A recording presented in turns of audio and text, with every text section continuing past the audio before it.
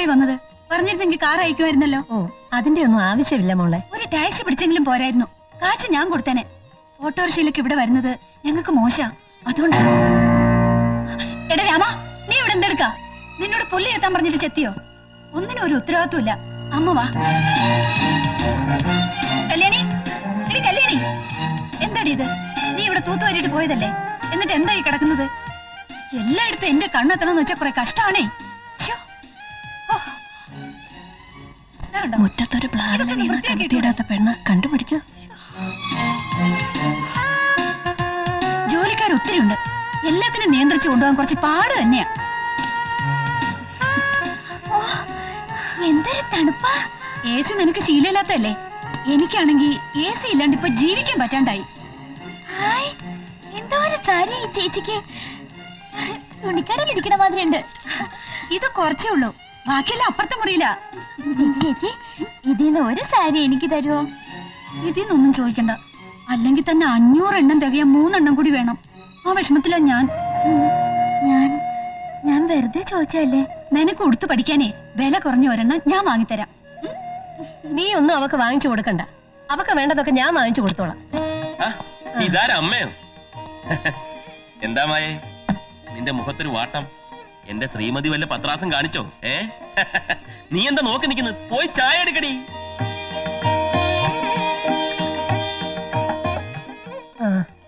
ഇവക്ക് ഒരാലോചന വന്നിട്ടുണ്ട്. പെണ്ണിനെ അവർക്ക് ഇഷ്ടമായി. നല്ല ആലോചനയാണെങ്കിൽ കേമമായിട്ട് തന്നെ നടത്തണം അല്ലേ?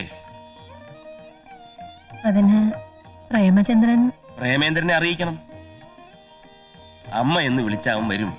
അവന്റെ കുഞ്ഞനീത്തിയുടെ കല്യാണമല്ലേ? അമ്മ എന്തിനാ ഇങ്ങോട്ട് വന്നത്? സ്റ്റുഡിയോയിൽ ആദ്യം പോയത്. അപ്പൊ അത് പൂട്ടിയിട്ടിട്ട് ഒത്തിരി നാളായെന്ന് അറിഞ്ഞു. സ്റ്റുഡിയോയിൽ കിട്ടുന്ന കാശ് ഞാൻ ഇവന് ഒട്ടച്ചെലവിന് കൊടുക്കുന്നുണ്ടല്ലോ. പ്രേമേന്ദ്ര, നല്ല കാറ്, ഇതുപോലെ ഒരു കാറ് മോക്കൊന്ന് വാങ്ങിക്കണം. മോനെ, ഇവക്കൊരാലോചന വന്നിട്ടുണ്ട്. നല്ല കുടുംബക്കാരാ. എന്താടി കൊച്ചേ, നീയും വളച്ചെടുത്ത് ഒപ്പിച്ചതാണോ? അതാണല്ലോ പാരമ്പര്യം. എന്തിനാ ഇപ്പൊ ഇങ്ങോട്ട് ഇറങ്ങിയത്? ഞങ്ങൾ ചത്തോ ജീവിച്ചിരിപ്പുണ്ടെന്ന് അറിയാനാ? അങ്ങനെ പറയരുത് മോളെ. നിങ്ങളെ തിരിച്ചു വിളിച്ചോണ്ട് പോകാനും കൂടി അമ്മ വന്നത്. പ്രധാന കാര്യം അതല്ല. ഈ പെണ്ണിന്റെ കല്യാണ ആവശ്യം വന്നപ്പോ പ്രേമേന്ദ്രനെ വേണം. അതിനാ അത് തന്നെ. കല്യാണ ആവശ്യമല്ല, മരണമായാലും ശരി. ഞങ്ങൾ ആ കുടുംബത്തിൽ കാലു കുത്തണമെങ്കിൽ എന്നെ തല്ലി ആ തെണ്ടി ഇവിടെ വന്ന് മാപ്പ് പറയണം. അതല്ല, ഇനിയിപ്പോ വല്ല സാമ്പത്തിക സഹായം പ്രതീക്ഷിച്ചിട്ടാണെങ്കിലേ എന്തെങ്കിലും ഒരു സംഭാവന ഞാനും തരാം. പണത്തേക്കാൾ വലുത് ബന്ധങ്ങളാണെന്ന് മറക്കരുത്. ഇവളുടെ കൈ പിടിച്ചു കൊടുക്കാൻ മൂത്തൊരാങ്ങള. അത്ര എന്റെ മോൾ ആഗ്രഹിച്ചിട്ടുള്ളൂ. പ്രേമേന്ദ്ര, നീ എന്താ ഒന്നും മിണ്ടാത്തത്? ഞാൻ വരാം. ബാലേന്ദ്രൻ വന്ന് ഇവളോട് മാപ്പ് പറയട്ടെ. ചേട്ടത്തി നമ്മുടെ അമ്മയെ തള്ളിയിട്ടത് തെറ്റല്ല അല്ലേ? എന്റെ ബാലേട്ടനൊരു അബദ്ധം പറ്റി. ചേട്ടത്തിയുടെ കർണ തന്നടിച്ച ആ അടി ചേട്ടനിട്ടായിരുന്നെങ്കിൽ കുറച്ച് ഗുണം ചെയ്തേനെ. പിന്നെ എന്റെ കല്യാണം നടത്താൻ തീരെ നിവൃത്തിയില്ലാതെ പിരിവിന് വേണ്ടി വന്നതൊന്നല്ല ഞങ്ങള്. എന്റെ അമ്മ എന്റെ പേരിൽ ഒരു ലേലച്ചിട്ട് ചേർന്നിട്ടുണ്ട്. അത് വിളിച്ചെടുക്കും, കല്യാണം അന്തസ്സായിട്ട് നടത്തുകയും ചെയ്യും. പിന്നെ നിങ്ങളൊക്കെ കല്യാണത്തിന് പങ്കെടുത്തില്ല എന്ന് കരുതി എന്റെ കല്യാണം എങ്ങാനും മുടങ്ങി ഞാനൊരു കെട്ടാ പെണ്ണായിട്ട് നിന്ന് പോയാ അങ്ങ് നിക്കട്ടെ. എന്നാലും ശാരദ ടീച്ചറുടെ ഇളയ മോളാണെന്നുള്ള അഭിമാനത്തോടെ തന്നെ ആ വീട്ടിൽ ഞാൻ എന്നും കഴിഞ്ഞോളാം. അമ്മേ,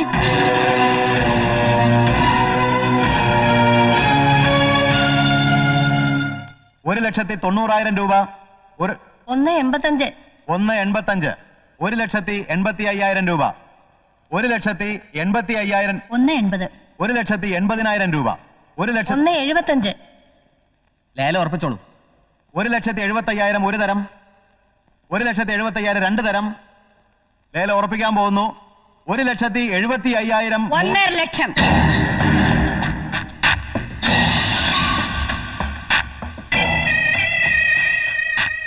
രൂപയ്ക്ക് കുറച്ച് അത്യാവശ്യം ഉണ്ടായിരുന്നു. ഇന്നലെ ടീച്ചറിന്റെ മോളെ ചിട്ടിയുടെ കാര്യം പറഞ്ഞപ്പോഴാണ് ഞാനത് ഓർമ്മിച്ചത്. വളരെ താങ്ക്സ് കേട്ടോ. 1.5 ലക്ഷം ഒരു തരം.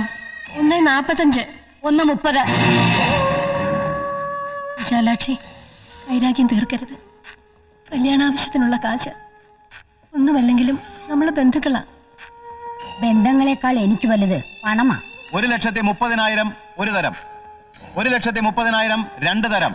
1,25,000. 1 ലക്ഷം. ഒന്നും തോന്നരുത്. ഞാനൊരു പുതിയ കാർ ബുക്ക് ചെയ്തിട്ടുണ്ട്.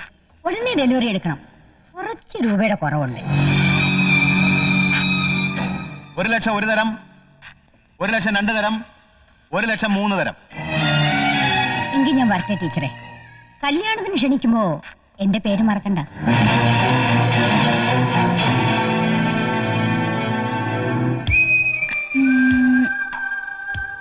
ശേഖരൻകുട്ടി, പ്രഭാവതി ശേഖരൻകുട്ടി. ഛേ, എന്താ നിന്റെ ഹസിന്റെ പേര്?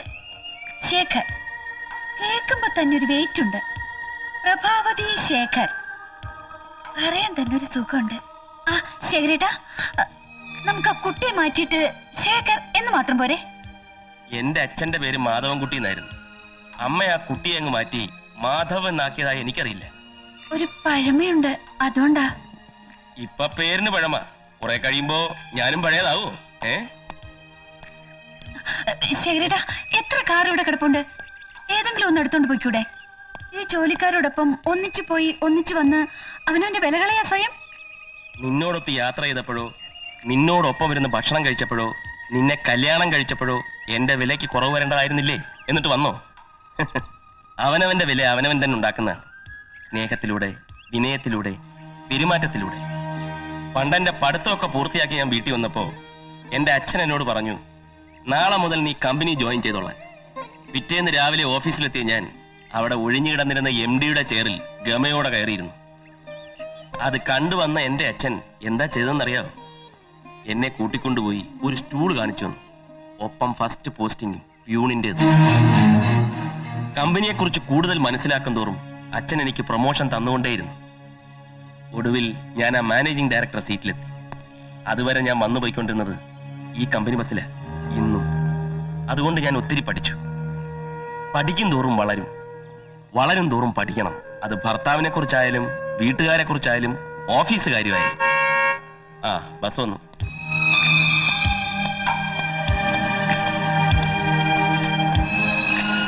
വരട്ടെ. Good morning sir. Good morning.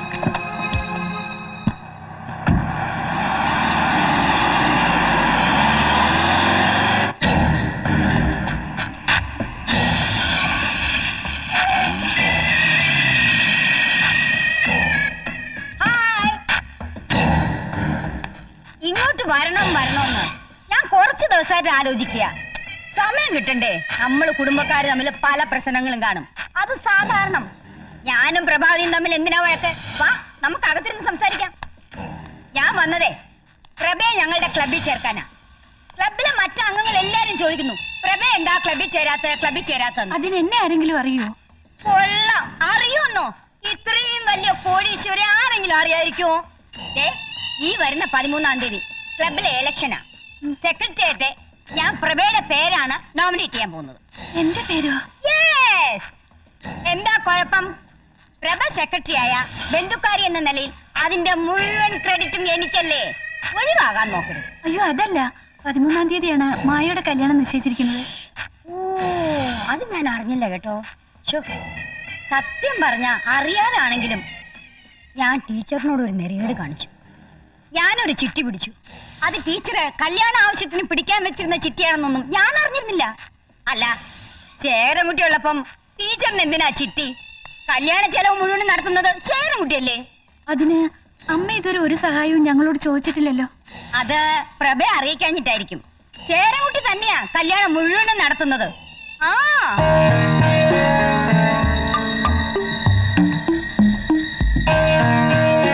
അമ്മയും കൂടപ്പുറപ്പും ഒന്നും ഇല്ലാത്ത ആളല്ലേ. എല്ലാവരുടെയും പെട്ടെന്നുള്ള സ്നേഹം കാണുമ്പം ആരും മയങ്ങിപ്പോവും. ഇപ്പൊ ശേഖരൻകുട്ടിക്ക് പ്രഭയോടുള്ളതിനേക്കാൾ സ്നേഹം വീട്ടുകാരോടാണെന്ന നാട്ടുകാര് പറയുന്നത്. അത് വെറുതെ പറയണതാ. ഞാൻ പറയുന്നത് വിശ്വസിക്കണ്ട, താനേ മനസ്സിലാവും. ഭർത്താവിന്റെ സ്നേഹം പങ്കിട്ടു പോകാൻ ഒരു ഭാര്യയും ഇഷ്ടപ്പെടാറില്ല. എങ്കിൽ ഞാൻ വരട്ടെ. ക്ലബിൽ മെമ്പർ ആവുന്ന കാര്യം മറക്കരുത്. ഞാൻ ഇനിയും വരാം. ബൈ.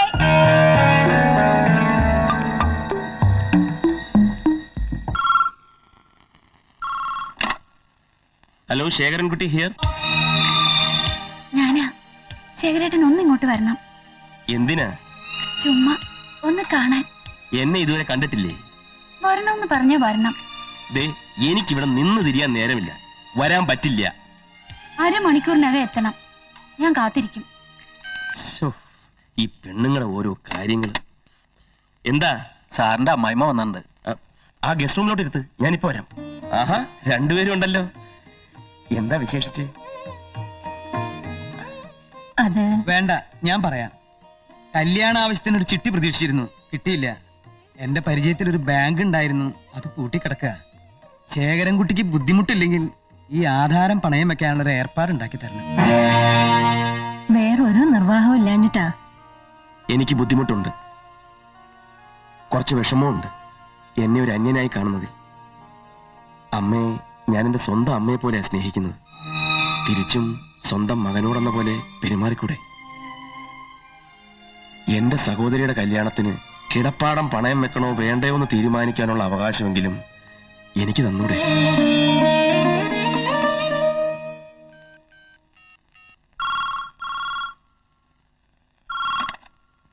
ഹലോ.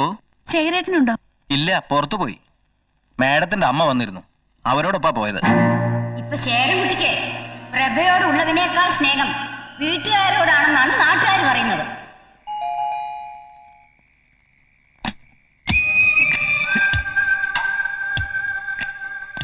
പിണക്കത്തിലാണല്ലേ? ഞാൻ ചെയ്തത് ഒരു വലിയ തെറ്റാണെന്ന് എനിക്കറിയാം. എന്റെ ഭാര്യയ്ക്ക് പെട്ടെന്നൊന്ന് കാണണമെന്ന് തോന്നിയപ്പോ വരാൻ പറ്റിയില്ല. ഒന്ന് ക്ഷമിക്കെന്റെ ശ്രീമതി, എനിക്കൊരല്പം തിരക്കായി പോയി. എന്റെ വീട്ടുകാരോടൊപ്പം ചെലവഴിക്കാൻ ഈ തിരക്കില്ലായിരുന്നല്ലോ. അത് ശരി, അമ്മയും ഭാർഗവേട്ടനും ഓഫീസിൽ വന്ന് അറിഞ്ഞല്ലേ? ഒളിച്ചു വെക്കാനായിരുന്നു ഉദ്ദേശം അല്ലേ? ചാടിക്കടിക്കാതെ ഞാൻ പറയുന്നൊന്ന് കേൾക്ക്. നിനക്ക് സന്തോഷമുള്ള ഒരു കാര്യത്തിനാ ഞാൻ പോയത്. നിന്റെ അനിയത്തിയുടെ കല്യാണത്തിന് വേണ്ട സർവ്വ ചെലവും ഞാൻ വഹിച്ചോളാമെന്ന് നിന്റെ വീട്ടുകാർക്ക് വാക്കുകൊടുത്തു. അവിടുത്തെ ഒരു അംഗം എന്ന നിലയ്ക്ക് ഇപ്പോഴെങ്കിലും എന്നെ അറിയിച്ചതിൽ സന്തോഷമുണ്ട്. നീ എന്തായി പറയുന്നത്? ഞാനത് നേരത്തെ അറിഞ്ഞു, മറ്റുള്ളവർ പറഞ്ഞു. അതിന് ഇതിപ്പോ തീരുമാനിച്ചതല്ലേ ഉള്ളൂ. എന്റെ വീട്ടുകാരെ സഹായിക്കുന്നതിൽ എനിക്ക് വിഷമമൊന്നുമില്ല. പക്ഷെ എന്നോട് കൂടി ഒന്ന് ആലോചിക്കായിരുന്നു. ഇപ്പൊ എല്ലാവരുടെയും മട്ടും മാതിരിയും പെരുമാറ്റമൊക്കെ കണ്ടാ തോന്നും ഞാൻ വന്നു കയറിയ പെണ്ണും ശേഖരേട്ടൻ ആ കുടുംബത്തിലെയാണെന്ന്. ഞാൻ അത്രയ്ക്കൊന്നും ചിന്തിച്ചില്ല. എനിക്ക് അങ്ങനെ ചിന്തിക്കാതിരിക്കാൻ പറ്റില്ല. ഞാൻ സഹായിച്ചത് നിന്റെ വീട്ടുകാരെയാ. ശേഖരേട്ടൻ എന്റെ ഭർത്താവാ. എന്റെ സൗന്ദര്യവും എന്റെ സ്മാർട്ട്നെസ്സും എന്റെ വിദ്യാഭ്യാസവും കണ്ട് എന്നെ കല്യാണം കഴിച്ച എന്റെ മാത്രം ശേഖരേട്ടൻ.